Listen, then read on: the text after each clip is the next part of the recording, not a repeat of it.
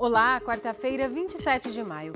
Hoje a gente fala sobre a luta antimanicomial, um movimento que pede o fim das internações compulsórias de pessoas com transtornos mentais. Vamos conversar com o professor da Unesp, Oswaldo Gradella. E ainda... canteiro instalado na rotatória da Avenida Getúlio Vargas é retirado. Você vai entender de quem é a responsabilidade pela obra que só causou transtornos. Faculdade de Ciências Agronômicas da Unesp em Botucatu completa 50 anos com cursos de referência na área.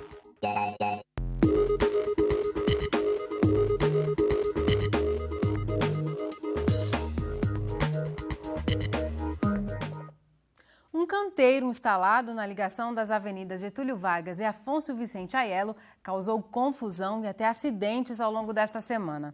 A obra é uma contrapartida exigida pela prefeitura de um empreendimento. Mas como não tem uma metodologia clara para esses casos, o projeto aprovado não foi o mais adequado. Hoje pela manhã, o canteiro foi removido. As obras na região sul da cidade estão sendo feitas para atender um novo empreendimento que será instalado entre as avenidas Afonso Vicente Aiello e Getúlio Vargas. A contrapartida foi pedida pela prefeitura porque o fluxo de veículos no local deve aumentar. No último fim de semana, um canteiro para direcionar o fluxo a Vicente Aiello foi construído por uma empresa contratada pelo empreendimento. Luiz Cláudio trabalha em uma loja ao lado da obra e acompanhou os transtornos gerados logo que o trânsito foi liberado. Como não havia sinalização no local, as pessoas ficaram confusas de como acessar os condomínios, fazer a rotatória. Então criou um trânsito bem complicado no local. No mesmo dia que foi liberado, à noite já tinha uma senhora, uma moça, parece que caiu de motocicleta e bateu no canteiro que foi executado. Depois do registro de acidentes e reclamações de motoristas, hoje pela manhã a empresa responsável trabalhava no local. O canteiro foi removido e os funcionários preparavam a via para ser novamente asfaltada. Mas o presidente do conselho do município avalia que o problema na região é bem maior. Outras obras importantes para organizar o tráfego não teriam sido feitas. Estava previsto, por conta do futuro alargamento da Avenida Afonso Aiello, a melhoria dessa curva com alargamento aqui da Getúlio Vargas e que deveria ter sido executada no nosso entendimento pelo Conselho. Também houve um compromisso da CEPLAN de que, para ser liberado com a saída do empreendimento para Getúlio, que seria possível transformar da rotatória no sentido Paineira-Samambaia em mão única. Segundo Chaides, a situação reflete falhas na execução da Lei de Estudos de Impacto de Vizinhança. Ela foi aprovada em fevereiro deste ano, mas a CEPLAN ainda não determinou uma metodologia para calcular as contrapartidas das empresas e dos empreendimentos. Fica demonstrado na prática o quanto é importante esses estudos de impacto de vizinhança e cada vez mais aprofundados, até porque, por exemplo, aqui no próprio caso, esse problema vai se ampliar com todas essas construções possíveis de condomínios, verticalização e interligações viárias que vão ocorrer daqui para o outro lado, que vão se confluir nessa rotatória. O secretário municipal de obras, responsável por fiscalizar os trabalhos na rotatória, diz que apenas seguiu o que estava previsto no projeto. Para mim, competia só fiscalizar para verificar se estava sendo executado de acordo com o projeto, uma vez que o projeto era de uma empresa que está sendo construída aqui na região. O projeto foi executado de acordo com apresentado aí pela CEPLAN e outras instituições. Mas mediante toda aquela confusão, como secretário de obra, eu me posicionei e retirei esse canteiro, uma vez que estava realmente existindo transtorno aí para os usuários do local. Sobre como a prefeitura estabelece as contrapartidas, Sidney concorda que é necessário estabelecer uma forma precisa de cálculo. Eu acho que deveria ter um parâmetro legal para tudo isso, porque vai sair cobrando assim para um empreendedor é uma contrapartida, para outro. No entanto, para essa contrapartida foi aplicado a metodologia de não cobrar mais do que 5%, que é permitido aí por lei. Então, o empreendedor só deveria investir 5%. As pessoas falam, não, deveria fazer outras obras. Se for para acontecer outra obra na região, é por conta da prefeitura ou por outros empreendedores.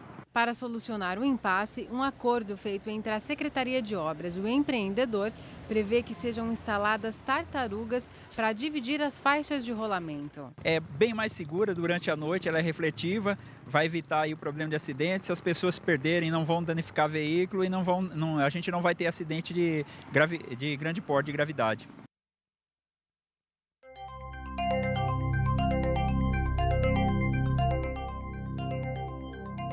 Já chove em vários pontos do estado e a previsão é de que a chuva chegue em Bauru hoje ainda ou amanhã. Veja os detalhes na previsão do tempo. Um alinhamento grande de chuvas atinge o sudoeste do estado, na divisa com o Paraná, na região de Santa Cruz do Rio Pardo. Essa chuva se desloca para leste, portanto deve atingir outras regiões até o fim do dia. Nesta quinta, a instabilidade se intensifica e são esperadas pancadas de chuvas em todo o estado. Bauru pode ter uma chuva fraca hoje ainda. Amanhã, as chances aumentam, principalmente no período da tarde. Agora, a umidade do ar é de 49%. A velocidade dos ventos é de 13 km por hora. Hoje, a mínima foi de 18 e a máxima de 30 graus. Nesta quinta, a temperatura cai um pouco. Os termômetros devem variar entre 20 e 23 graus. No próximo bloco, vamos falar do Jubileu de Ouro da Faculdade de Ciências Agronômicas da Unesp em Botucatu. Com pesquisas nas áreas de agronomia e meio ambiente, a faculdade aponta para o futuro, mas também se preocupa em preservar o passado. É daqui a pouco, continue com a gente que o intervalo é bem rápido. A Faculdade de Ciências Agronômicas da Unesp em Botucatu completa agora em maio 50 anos de história. Durante todo o mês, a instituição organizou eventos, shows e lançamento de livros. E a faculdade tem bons motivos para comemorar, já que os cursos oferecidos lá estão entre os melhores do país e atraem estudantes do Brasil todo. Karen está no 5º ano de Engenharia Florestal. Prestes a se formar, conta que o curso em Botucatu a estimulou a seguir a carreira acadêmica. A Unesp hoje tem uma estrutura muito boa para que os alunos aprendam. Eu cresci muito profissionalmente aqui dentro, né? Eu estou no meu 5º ano da faculdade. Então, hoje eu consigo ver o quanto eu cresci desde o meu 1º ano até agora e o quanto eu estou saindo completa, né, da graduação. Gabriel já se formou e hoje retribui o conhecimento adquirido aqui, desenvolvendo projetos de preservação ambiental durante sua residência. Desde pequeno eu sempre gostei de mexer com planta, com árvore e decidi mais para a área de botânica. Aí, conforme eu fui desenvolvendo o curso, eu fui gostando da área de preservação, conservação de recursos hídricos, preservação ambiental e pesquisei mais sobre a área e decidi prestar engenharia florestal. Na engenharia florestal, são 2 frentes de estudo, tecnologia e preservação.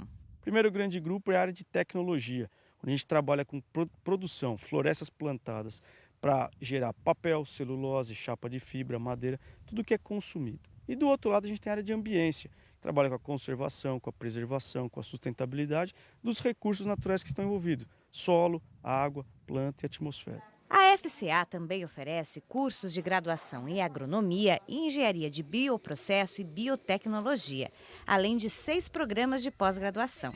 Em 50 anos, 5.800 alunos se formaram.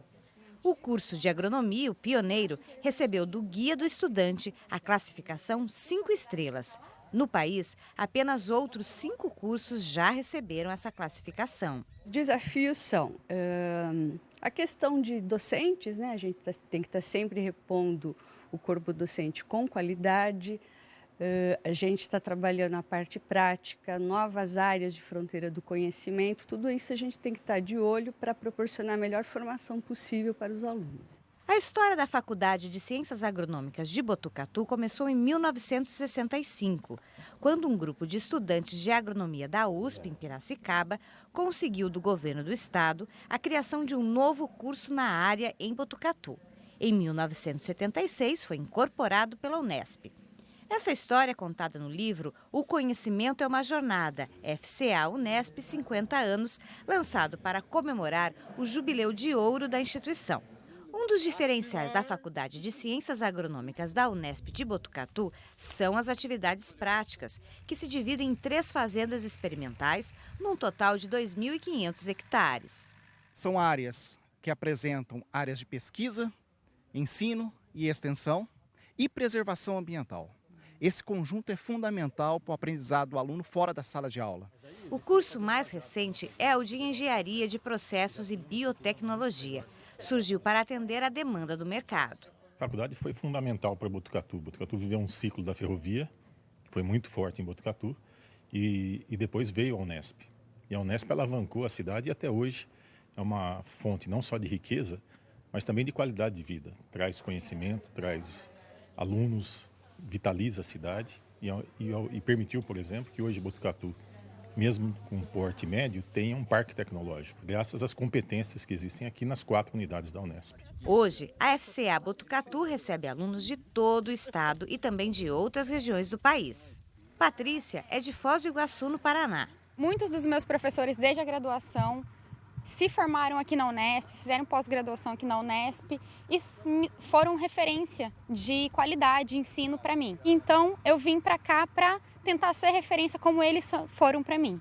Anderson é ainda de mais longe. Deixou a família em Maceió para fazer o curso de mestrado e agora de doutorado na FCA. É uma faculdade que, na minha área de máquinas, ela tem grande influência no Brasil todo, tem professores que têm nomes e isso me chamou muita atenção. Além das aulas práticas no campo, os alunos têm à sua disposição laboratórios para a realização de diversas pesquisas. São estudos sobre sementes, solos, topografia, germinação. É um olhar para a ciência agronômica do futuro, visando obter melhores resultados. Mas há também um olhar para o passado. Todo o conjunto arquitetônico que compõe a antiga sede da Fazenda Lajeado é preservado e mantido pela Faculdade de Ciências Agronômicas da Unesp de Botucatu. E hoje é a maior riqueza arquitetônica e histórica da cidade. As construções, máquinas e ferramentas da antiga fazenda tornaram-se patrimônio histórico e cultural em 2011. O tombamento garante a preservação de uma história que teve início há quase 150 anos. O antigo casarão da fazenda abriga hoje o Museu do Café. Os instrumentos utilizados do plantio, colheita e beneficiamento estão todos preservados. A Faculdade de Ciências Agronômicas de Botucatu comemora o Jubileu de Ouro em um cenário que reúne passado, presente e reserva bons planos para o futuro. Eu digo que a nossa história mostra um fator muito importante, que é a coragem. Os nossos pioneiros, aqueles que trouxeram a faculdade até aqui, sempre tiveram coragem. E os desafios sempre vão existir. O importante é que a gente os enfrente com coragem. Uma notícia de esporte agora, o Bauru Basquete não teve uma noite feliz e foi facilmente derrotado pelo Flamengo ontem, no primeiro jogo da decisão do Novo Basquete Brasil. A partida foi no Rio de Janeiro e terminou com um placar de 91-69 para os cariocas. O segundo duelo da série Melhor de 3 será no sábado em Marília, às 10 da manhã. Os ingressos para o jogo serão vendidos a partir de amanhã nas 4 lojas da Claro aqui em Bauru. A arquibancada custa R$ 20 e a cadeira R$ 100. O time bauruense precisa vencer para forçar a terceira partida e se manter vivo na disputa pelo título. Depois do intervalo, a gente fala da luta antimanicomial que marca o mês de maio. É um movimento que defende o fim dos manicômios. Vamos conversar com o professor do curso de Psicologia da Unesp, o Oswaldo Gradella. É daqui a pouco, voltamos já. Agora a gente abre espaço aqui no Unesp Notícias para falar sobre o tratamento de pessoas com transtornos mentais. Maio é um mês dedicado à luta antimanicomial, que desde os anos 80 discute a extinção dos manicômios e das internações compulsórias no nosso país. Para falar sobre esse assunto, recebemos o professor do curso de Psicologia da Unesp em Bauru, o Oswaldo Gradella. Professor, muito obrigada por sua presença aqui no Unesp Notícias. Tá, obrigado a você pelo convite. Professor, a gente tem uma lei que é de 2002, que ela determina como devem ser tratadas essas pessoas com transtornos mentais. Essa lei foi um grande avanço, mas ainda tem o que ser melhorado no nosso país em relação à política de atendimento a essas pessoas? Sim, ela foi um grande avanço porque você, digamos assim, terminou ou diminuiu substantivamente as pessoas internadas em hospitais e criou possibilidade dessas pessoas viverem sua vida. Em que sentido? Um sistema aberto, tá, em uma rede de atendimento, né, de vários níveis, tá, que pudesse garantir com que esse sujeito não só passasse pela atenção, fosse acolhido, mas necessariamente continuasse também suas relações sociais, na família, etc. O que é fundamental, né, a rede não foi implementada assim né, em diversos lugares. Tem lugares tem municípios que você tem a implementação completa da rede, que de uma certa forma garante essa atenção, e há vários municípios que você tem só alguns serviços. A não implementação de uma rede e a dificuldade em relação ao financiamento gera alguns problemas, principalmente em relação aos municípios na forma de atenção. Porém, já é um grande avanço. Precisamos melhorar nesse sentido, né? Implementar definitivamente o que a gente chama da RAPS, a Rede de Atenção Psicossocial, para que você não só dê atenção, mas crie possibilidades também de inserção no mundo do trabalho, em diversas atividades, nas cooperativas sociais. Eu acho que esses elementos são fundamentais para garantir, digamos, um avanço maior em relação à questão da saúde mental. Hoje, professor, sob quais condições uma pessoa é internada? Olha, na realidade, nunca existiu nenhum critério. O critério sempre foi do médico. Então, você vai ter em Barbacena, nos anos 50, as meninas internadas porque deixaram de ser virgens. Tá? Então, e foram mortas e morreram em Barbacena, né? Então, essas coisas a gente nunca teve critério. Na realidade, o hospital psiquiátrico sempre foi um depósito, né, daqueles sujeitos indesejáveis que não agradavam algumas pessoas, motivos políticos, motivos dessa ordem moral, né, e de uma certa forma o critério mesmo, né, digamos, nosográfico, ou seja, o diagnóstico nunca existiu, porque na realidade também a ideia de doença mental é uma imposição que se tem a partir do século XVIII, em função de que quem não obedece à racionalidade burguesa daquele momento, digamos, está desconsiderado. Quem não se enquadra naquele modelo estabelecido. Naquele modelão estabelecido e está excluído de alguma forma. E aí você vai ver uma série de instituições, né, a partir do século XVIII, que vão excluindo esses sujeitos, principalmente aqueles, digamos assim, que não aceitam produzir de acordo com o que manda ou que ordena o modo de produção capitalista, ou vender sua força de trabalho, você entendeu, de qualquer forma, se submeter à exploração. Essa que é a lógica, né? Esses sujeitos são excluídos de todas as formas. E hoje, professor, pessoas que têm transtornos mentais, mas que são difíceis de serem contidas, que são agressivas, nesses casos a internação é recomendada? Olha, na realidade é o seguinte, tem que pensar o que a gente está falando de internação. Por exemplo, um dos modelos, né, um dos serviços substitutivos, que é o CAPS 3, por exemplo, Centro de Atenção Psicossocial 3, ele funciona 24 horas por dia e ele tem leito para internação. Mas é um leito para internação de, no máximo, 7 dias. Ou seja, é um momento de crise, um momento de surto, em momentos que o sujeito precisa de um acompanhamento e um acolhimento maior, é possível fazer isso. Casos extremos. Isso, e não necessariamente indicamos e nunca indicamos nenhum tipo de internação longa em hospital. Era para acabar com os hospitais. Eles não cumprem sua função. Eles continuam sendo depósitos e, digamos assim, maltratando as pessoas, não atendendo adequadamente. Hoje, professor, existem casos de internação compulsória, e essa é uma das bandeiras, né, da luta antimanicomial contra a internação compulsória, mas no caso dos usuários de drogas. Tem uma lei em São Paulo, inclusive, que fala sobre isso. Como que você vê essa situação, professor? Olha, na realidade, a escolha hoje do chamado usuário, né, ou viciado em crack, né, é mais esse que eu chamo de um engodo. Porque, na realidade, por exemplo, a justificativa é para salvar a vida das pessoas de um governo que mata a juventude, junto com a polícia, um dos que mais mata atualmente. Então, dizer em defesa da vida de algumas pessoas é, digamos, no mínimo, um certo cinismo. Num segundo momento, a questão que está por trás da Cracolândia é justamente a especulação imobiliária do centro da cidade, e não necessariamente um cuidado com aquelas pessoas. Mais do que isso, se você pensar o percentual do ponto de vista de pessoas dependentes de drogas ou de substâncias psicoativas, não é o usuário de crack. Ele é 0,04% dessa população.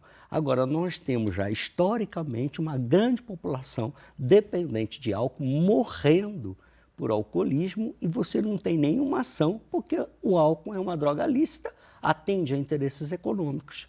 Nesse caso, o senhor, na sua visão, é mais uma medida de higienização, de limpar aquele local? Perfeito, é o termo mais adequado, de limpeza e de sustento também. É o seguinte, na medida que o hospital psiquiátrico foi perdendo sua força, que era um grande espaço de alguns setores conseguirem muito dinheiro do Estado, o que a gente vai ver agora é que as comunidades terapêuticas vêm com esse discurso, né, e onde se ganha muito dinheiro. O que a gente diz, 1.350 para cada sujeito gastar numa internação numa comunidade terapêutica, é no mínimo uma violência, porque primeiro que vai ser maltratado, e é muito dinheiro, e a gente sempre diz, se você desse esse dinheiro para a família, né, talvez ela pudesse viver melhor e vivesse melhor sem precisar, de tanta dependência do crack.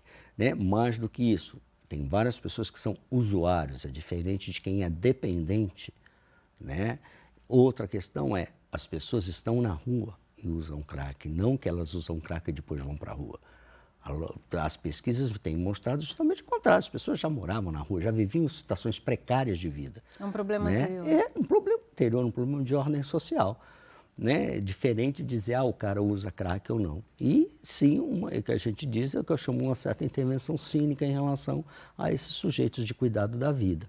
Né? Então, essa internação compulsória, na realidade, ela é uma forma, né, violenta também de você lidar com essas pessoas e não de resolver o problema. Né? Já se demonstrou isso em várias pesquisas, que o sujeito não, né, desta forma você não resolve o problema. Né? Então, a ideia é você criar um sistema aberto de atenção, de acolhimento, que também está previsto na Lei da Reforma Psiquiátrica, na RAPS, ou seja, você tem propostas, consultórios de rua, formas de acolhimento, de redução de danos, que são, digamos, o fundamental para você garantir que esse sujeito se reinsira na sociedade. Tá certo, professor. Muito obrigada por aprofundar essa discussão. Tá, obrigado a você pelo convite. O Nesp Notícias fica por aqui. A gente volta a se encontrar amanhã, às 5h30 da tarde, ao vivo. Tchau!